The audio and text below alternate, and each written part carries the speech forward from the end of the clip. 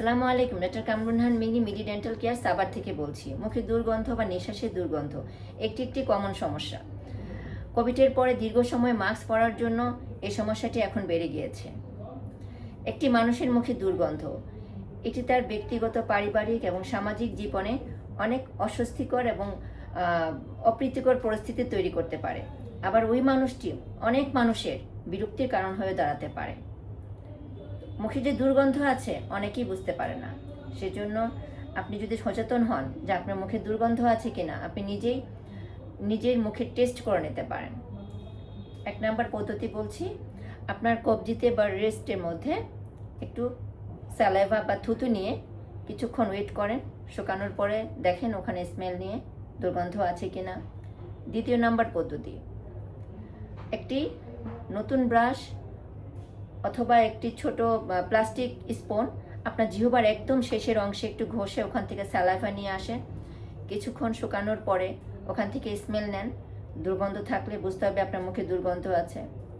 দেন last test হচ্ছে, আপনি dental floss যদি ইউজ করে থাকেন, ওই ডেন্টাল ফ্লসটা আপনি ইন্টারডেন্টাল স্পেসে যে ইউজ করা হয়, ডেন্টাল ফ্লসিং করি আমরা, সেই ডেন্টাল ফ্লসটা আপনি ইউজ করার পরে কিছুক্ষণ পরে আপনি দেখতে পারেন শুকানোর পরে যে ওখানে দুর্গন্ধ আছে কিনা।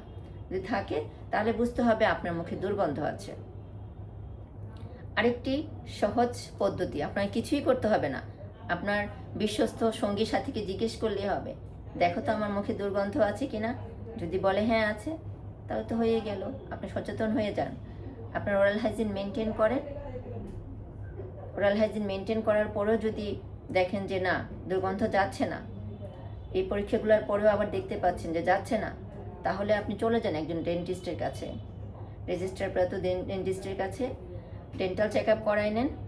ওনার পরামর্শ অনুযায়ী যে পদ্ধতিতে আপনাকে যেতে বলবে, গেলে পরে আপনি ভালো আপনার দুর্গন্ধ মুক্ত হতে পারবেন। আপনি করে নেন।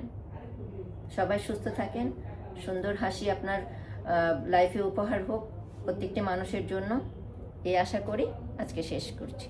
আসসালামু আলাইকুম।